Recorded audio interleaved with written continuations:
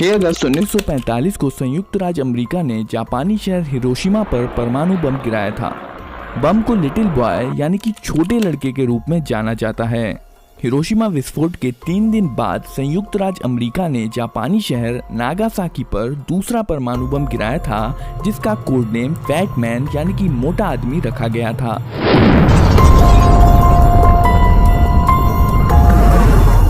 Hiroshima बम little boy में 15 kiloton विस्फोट करने के लिए 64 किलोग्राम समृद्ध यूरेनियम का इस्तेमाल किया गया था। इसकी तुलना अगर नागासाकी बम फैटमैन से करें तो फैटमैन में 21 किलोटन का विस्फोट पैदा करने के लिए केवल 6.4 किलोग्राम प्लूटोनियम का इस्तेमाल किया गया था, जिसका मतलब है फैटमैन लिटिल बॉय की तुलना में ज़्यादा एफिशिएंट है। फैटमैन का निर्माण वैज्ञानिकों और इंजीनियरों ने मैनहट्टन प्रोजेक्ट के दौरान लॉस एलमोस प्रयोगशाला में किया था। मैनहट्टन प्रोजेक्ट के दौरान Robert Oppenheimer loss Alamos laboratory का निर्देशक था। उसे अक्सर परमाणु बम के पिता के रूप में जाना जाता है। बम की लंबाई 128 इंच की थी और इसका डायमीटर 60 इंच का था और इसका वजन लगभग 4.5 टन का था। इसके साइज का अंदाजा लगाने के लिए यहाँ पर एक आदमी को खड़ा किया गया है। आइए अब हम फैटमैन के अंदर के हिस्सों को करीब से देखते हैं। फैटमैन एक प्लूटोनियम स्फीयर द्वारा संचालित था, जो कि एक सॉकर बॉल के आकार जैसा होता है। इस गोले का वजन मात्र 6.4 किलोग्राम था, लेकिन यही स्फीयर भयानक विस्फोट के लिए जिम्मेदार था। प्लूटोनियम के अंश प्राकृतिक रूप से पाए जाने वाले यूरेनियम की खदानों में पाए जाते हैं।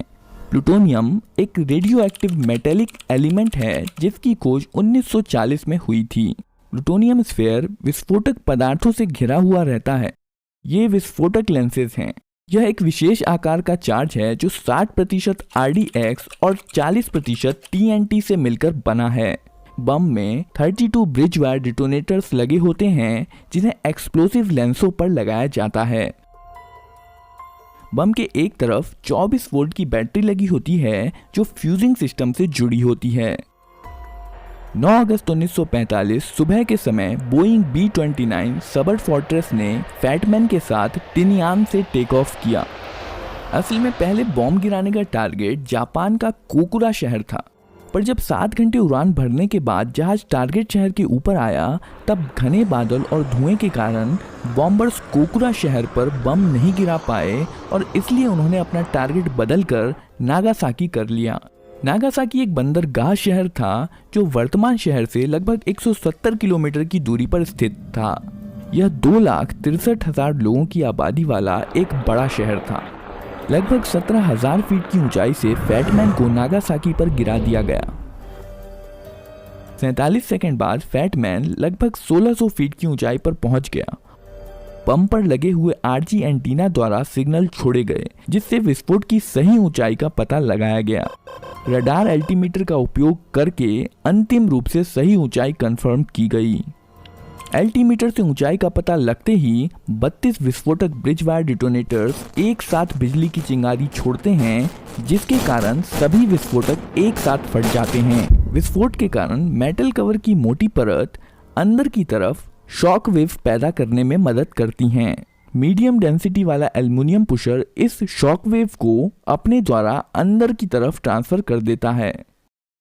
इसके बाद शॉक वेव एक बोरॉन से बने प्लास्टिक सेल से गुजरती है और अंदर के कंपोनेंट्स को कंप्रेस करती है। इसके बाद shock wave natural uranium tamper से पास होकर प्लूटोनियम स्फीयर को कंप्रेस करती है। प्लूटोनियम स्फीयर के बीच में 2 एलिमेंट्स पोलोनियम और बेरिलियम कंप्रेस हो जाते हैं और इस कंप्रेशन के कारण दोनों एलिमेंट्स आपस में मिल जाते हैं, जिसके कारण न्यूट्रॉन का एक विस्फोट हो जाता है।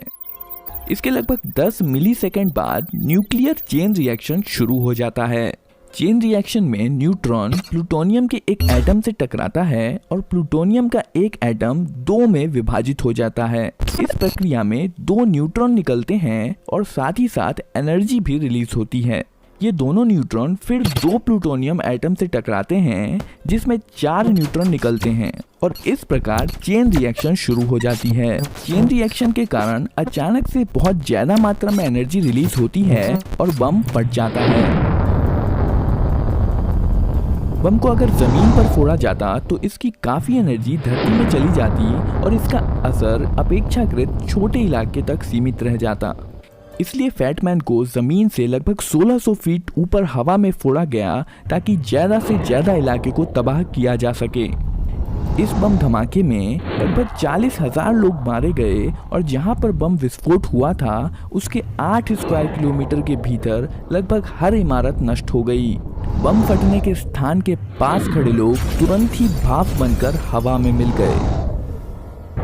क्षति मुख्यतः 3 कारणों से हुई। पहला विस्फोट, दूसरा आग और तीसरा रेडिएशन। परमाणु बम से होने वाला विस्फोट एक्सरे द्वारा गर्म की हुई हवा के कारण हुआ, जिसे फायरबॉल कहा जाता है। फायरबॉल एक बेहद गर्म और अत्यधिक चमकदार विशाल हवा और गैस का गोला था जिसने शुरुआत में ध्वनि की गति से भी ज्यादा स्पीड से सभी दिशाओं में शॉक वेव पैदा कर दी थी।